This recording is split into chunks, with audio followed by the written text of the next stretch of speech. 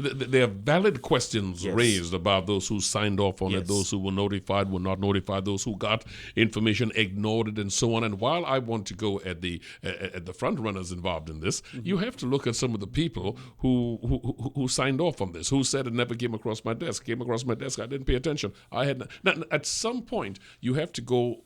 I want everybody, but at some point, you've got to go to some of these people who signed off on this property, particularly when they knew early that the land was suspect in the first place. You see, I want to say something here, Rennie, about what appeared to me to have taken place. I wrote about this last year in March, about a year ago, and the column was called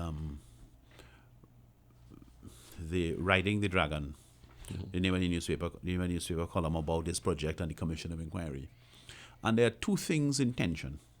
On the one hand, you have the imperative, if you have a parcel of land and you have a program to build 10,000 houses every year, 10,000 new homes every year, you have an imperative to get as many units as you can out of every square foot of land. And as much use as you can out of every dollar of public money that you have. And that was articulated in his opening statements by the then head of the HDC, who is now chairman of UDICOT, Mr. Noel Garcia. Mr. Garcia outlined that imperative very clearly in his testimony, that in fact those are the fundamental responsibilities of somebody in the position he sat in. Okay?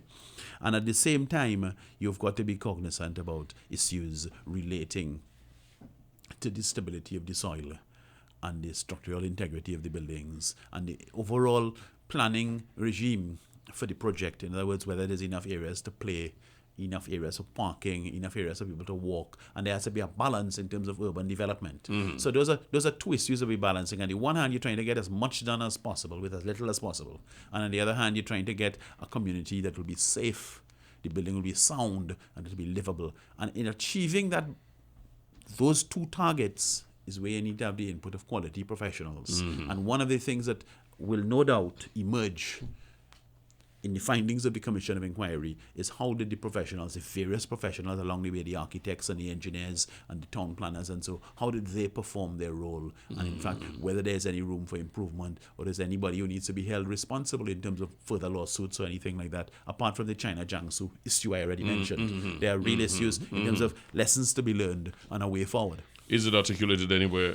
Well, let me ask you, when can we expect to see this report from? I don't know. Do we have any legislation asking that states clearly after Commission of Inquiry is wrapped up? There's nothing about time limit. The last administration, it was clear to me, the People's Partnership Administration, it was clear, had an agenda to get this report published by the first week of May of 2015, no doubt in an intention to produce something that was politically explosive and that would have undermined the campaign of Dr. Rowley and so on. As it is, and for reasons that I'm not entirely clear about, the whole thing ran on. So in fact, it only just finished last week Monday. So it ran past the deadline that they wanted. And I'm hoping it can be published quickly. We need to get it out quickly and learn from it. And speaking on that point, Rennie, I want to say that we have to be careful not to hop, skip, and jump and become part of the 9-day wonder that we lament. Because the last big Commission of Inquiry concerning the construction and real estate and the property development sector with the state enterprises was the UF Commission of Inquiry, which sat between 2008 and 2009. And the UF Commission of Inquiry reported in April of 2010. And of course, the results of that inquiry led to a whole lot of things, not least the collapse of the Manning regime and the loss of the election, the partnership coming into power. The People's Partnership claimed repeatedly, and I have to say falsely, that they had implemented the recommendations of the UF report. That was never so. Those recommendations were never implemented.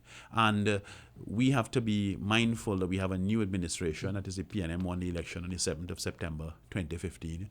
And in the hunt for betterment and the hunt for national advancement, we need to insist that those beneficial recommendations, and by which I mean the 91 recommendations of the UF report, need to be implemented. Because had they been implemented, Rennie, the vast amount of corruption, the waste and the theft of public money we saw over the last 5 years would not have happened. It is one of the reasons in planning this morning's program, it was decided, you know what, let's go back to Invaders Bay. Let's go back to a couple of projects like this, because you're quite right.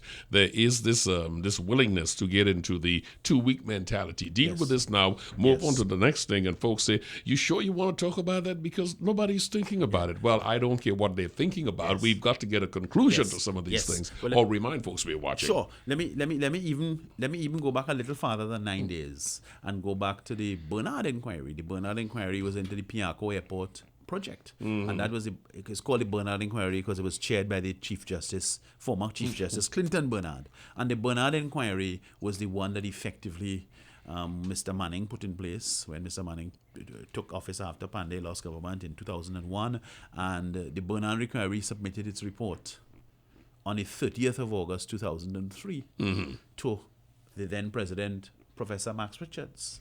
Now, my colleague, I hope he's listening, my colleague and my respected elder, Victor Hart. Victor was a former head of transparency. He's now head of the extractive industries team. And Victor was a member of the Commission of Inquiry for Pt.4, Bernard. And Victor has always said, much esteemed, Victor has always said, listen, if we had published that Pt.4 report and implemented those recommendations, we would never have had to deal with Caller Hart and Udicott and the off inquiry. And now we've had to deal with another 5 years of it. And the question is, we speak about false certification.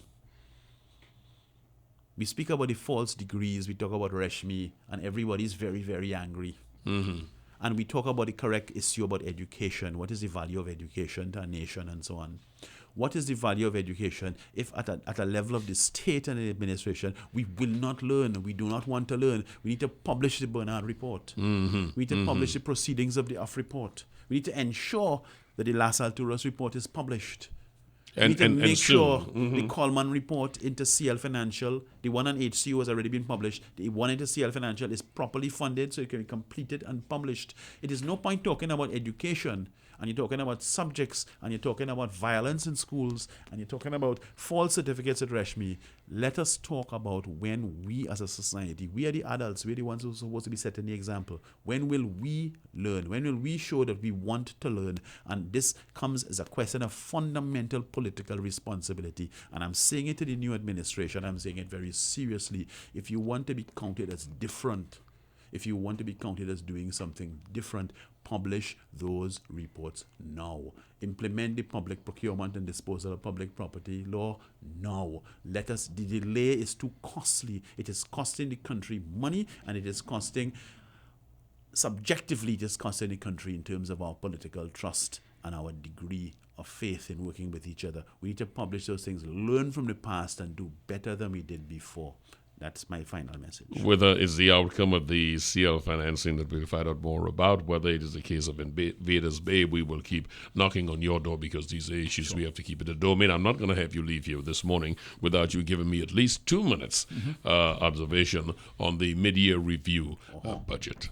Right. Well, one of the good things, first of all, I want to say, Rennie, thanks for that invitation about the mid-year review. The first thing is that the mid-year review tells us our situation is quite serious. National, and I think the 5th of October, when Minister Imbert gave his inaugural budget statement, we knew how serious it was. We had a budget of 63 billion, and the first thing that's troubling about the 63 figure is that the 63 figure does not appear to be a retreat in any way, shape, or form from the sort of figures put out by the partnership administrations. And I think we need to see some kind of retreat. In fact, I think it's a little bit more.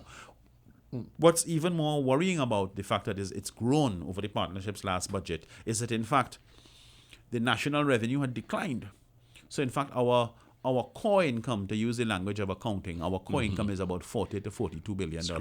And the difference was to be made up by exceptional items, which are what in parlance, colloquialism, we'd call one-off items, like the sale of CL assets and the IPOs and different things like that. Now, that is not a sustainable way forward, and it's very concerning, and I think some of the correct signals are being sent. I was also very encouraged in terms of things that encouraged me. At page 20 of the minister's statement on the 8th of April, I can read this part out, and what the minister was actually telling us in relation to the massively expensive rapid rail project that had been a PNM, if you like, a PNM favorite project favorite mega project, the minister was actually telling us that it had the whole thing reviewed technically by external people, which was the IADB, and it had been found to be too expensive, so it wasn't feasible. So in fact, they conducted a feasibility test on a large-scale project and have in fact shelved it. So that's extremely welcome. The Invaders Bay thing is very concerning, and I think we also need to see an improvement in terms of if we are doing large-scale projects, whether they are at Invaders Bay, whether it is housing, whether it is roads or so on, we need to see some sort of determination that contracting activity remains in the local economy for the benefit of local contractors, because every dollar we spend at home is a bigger benefit and it circulates more in the national economy. We have to have steps to make sure contractors do their work properly, but in fact the money should stay here as a first step, and buy locally should be the guiding principle. Chartered Surveyor, Afra Raymond, give your website where folks can come up and follow you up there.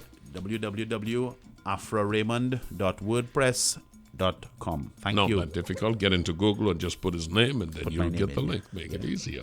Thank you so much for being here. I want to thank all my guests for being here with us this morning. We started out this morning with Attorney Farai Masai. We were dealing with the Jamaican situation. The deportees moved on to the United States and got my friend Erwin Clare to give us a diaspora outlook through the Jamaican eyes of New York.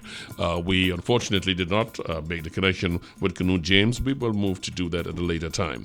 Thank you so much for joining us. You are invited to join us again next week, Sunday, at the same time, 10 o'clock, as we spend some time having brunch, looking at what may be dead center on your bullseye or what may be peripherally hanging in there that we will then move to the center. Have a great day, a great week. I'll see you tomorrow morning at 6 o'clock.